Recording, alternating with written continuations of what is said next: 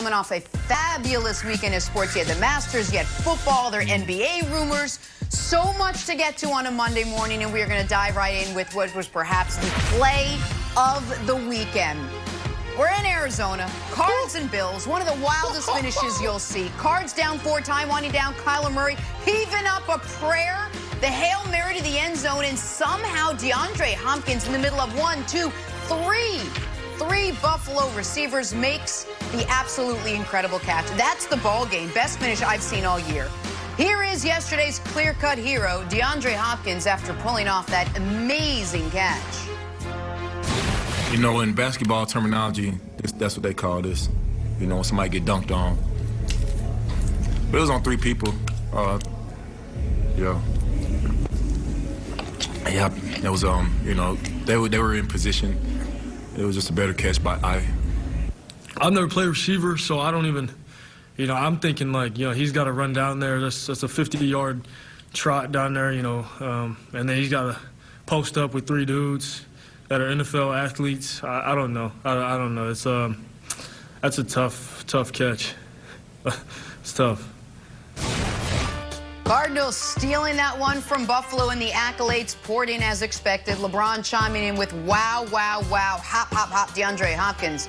My bro, different. Patrick Mahomes tweeted, DeAndre Hopkins is a monster, man, and Eli Manning with this little humorous gem. Only a select few of us that can make a play like this. Ha! All right, Brandon, let's not forget there wouldn't have been that catch without that throw. So I got to ask, which was better, the throw or the catch? Yeah, Jenna, both insanely good. But if I have to give an edge to one, I would give it to D-Hop. I mean, it's hard, and Kyler talked about it. You're in a 2-minute situation, so you're in a hurry-up situation, you're on the ball. You're exhausted as a receiver. One of the hardest things to do is give it your all, your effort at the end to get in the end zone. So he had to sprint 50 yards, get himself in position, and then go track the ball with 3 guys around him. I have to give it to sticky finger DeAndre Hopkins. This was an amazing catch. I've been in this situation probably 100 times and never got this close. Never came down with the ball. I've been in this situation as a defender. Todd Bowles, defensive coordinator for the Tampa Bay Bucks, used to throw me out there at safety all the time. These guys are wrong. How do you have 3 defenders going after the ball? There's only one guy that's supposed to go get the ball, and that was usually me or the safety. All 3 of these guys went for the ball. They're supposed to box out like D-Hop said. This is a basketball situation. They played it all wrong, and D-Hop was able to track it and come down with it, Nick. Brandon, this is not a hard question. The more impressive part is the catch. The throw's great, but there's at least 4 guys in the league that can make that throw. Kyler, Rodgers, Mahomes, Russ. Now, Yes. if Russ made the throw, it probably gets intercepted. But 4 guys can make that throw. Oh. Only DeAndre Hopkins. He's the only receiver in the league that can make this catch. He's the only one. Really? DeAndre Hopkins, it's not just because of his hand size and hand strength. I think he has the best pair of hands in the league aside from his teammate Larry Fitzgerald, and Fitzgerald doesn't have the athleticism anymore to make this play. Listen, I was in Houston when they drafted him. A couple years ago, DeAndre made what I think might be one of the greatest catches in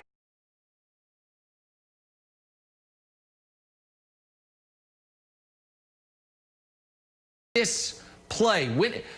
Listen, I was in Houston when they drafted him. A couple years ago, DeAndre made what I think might be one of the greatest catches in NFL history that didn't count. As some of you guys will remember it, it was against the Dolphins. He made it one-handed and then put it between his legs. But they watch this play right here. This is, and so it is, on first glance, that catch looks amazing. What you're about to see here, this catch is impossible. He catches it one-handed, tip of the football between his legs, never touches the ground. The ball didn't move. It never moved. It never moved, but that one didn't count. So Wilds, to me, it's the catch. I think the throw is great. The catch is all-time great by DeAndre. 100%. Yeah, I'll tell you, look, it's a great throw. DeAndre had a great catch, but let's not overlook the other unsung hero of this play, number 21 on Buffalo. Mr. Poyer, Jordan Poyer, with a great play, comes in and hits his own guy. Get him out of there. Clear him right out. It's a strong play. It's like a moving pick. Blammo, get out of here. Let him catch it. It's good for the league. It's good for the Patriots. So it's double celebration for me. Great play. A great performance for the Patriots here. Number 21, Jordan Poyer, with a great play. Helps the Patriots move up in the standings. Guys, I didn't even notice that. But guys, it's terrible execution. I want to reiterate this. This is what happens to good teams where they just don't execute. The Buffalo Bills, you can't have 3 guys going for the ball. There should be a guy pulling on D-Hop. There should be a guy boxing out D-Hop. They're all going after the ball. We're not taught that when we're sitting in these meetings. You go through this play every single Saturday. These are one of the last things you do before you get on the bus, go to the hotel, or before you go to the airport. You don't have to raise your hand, do Wells. you Go feel like the defense, sorry, it's like class. Do you feel like the defense can be a little bit extra aggressive here because the referees would be reluctant to call pass interference on a Hail Mary? You got it. Before a Hail Mary, I used to always tell the refs, like, are you going to call the PI? They never called a PI. So the defensive backs, they should have played into that. No, they never. I think we've seen it one time in the last 10 years on a Hail Mary where someone threw a flag on it. You usually see, defensive backs pulling on the receiver, pushing them out the way before the ball's in the air, and they didn't do that here. They missed an opportunity to take advantage of the no calls in the Hail Mary situation. Good 21. I get all that. I get all that, Jenna.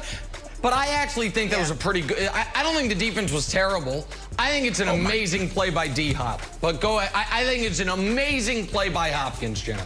Well, okay, so it was a great catch, but you can't overlook the fact that it was also a great throw. And after yesterday's game, Kyler Murray, that throw plus all his other throws, jumped up to 4th in MVP odds behind. You got Russ, Mahomes, and Rodgers. Brandon, I'll send it back to you. You think Kyler Murray officially entered the MVP discussion after this game-winning Hail Mary heroic yesterday? 100%. I mean, he's having a Lamar Jackson MVP year. If you look at the numbers, they're almost identical. I mean, they're getting it done in the pass game. They're getting it done in the run game. And also what makes this cool is he has the flair that goes with it. When you think about the year Lamar Jackson had last year, what was he doing? He was dominating you through the passing game and the run game. And he was really efficient with the ball. But the kid did it with swagger. The kid did it with flair. He did it with attitude. And is anyone doing it better than Kyler Murray right now? Yeah, Patrick Mahomes is winning games. He's Mr. Consistent. He's like Hawaii right now. You have, Aaron Rodgers who's getting it done. But this kid, if they continue to win these games, and he's getting it done with flair, he has a chance to be the next MVP. Brandon. Did you just ghost Russell Wilson on live television? He doesn't even get a mention? Your beloved? Hold on. Did you just ditch Russell Wilson on live TV in a new without studio. even a mention for him? I'm in LA. I'm in a new studio. I don't think I can hear you correctly. Oh, okay. I got you. I understand. I understand. I said Friday, there's only going to be one NFC West quarterback that finishes the season in the MVP conversation. Because you can't win the MVP as a quarterback if you don't win the division. Now, Russ and Kyler play each other on Thursday, and that game will go a long ways to determining which of those quarterbacks gets to finish second in the MVP to Patrick Mahomes, who's obviously going to run away with it.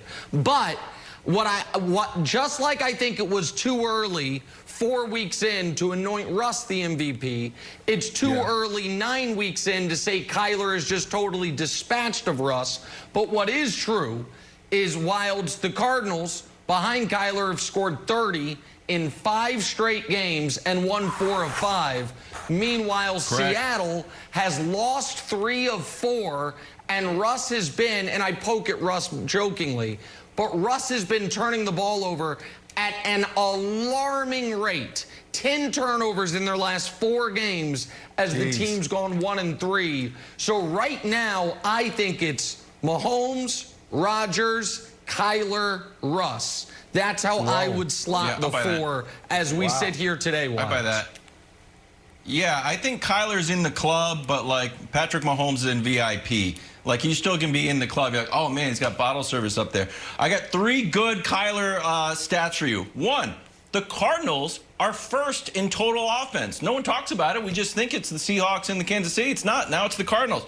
2, only Dalvin Cook has more rushing TDs than Kyler Murray. That blew my mind. And 3, he's still on pace for the first 4,000 passing yard season and 1,000-yard rushing season. It'd be the first all time. So I think with a little bit of marketing, and if Mahomes has a little bit of a dip,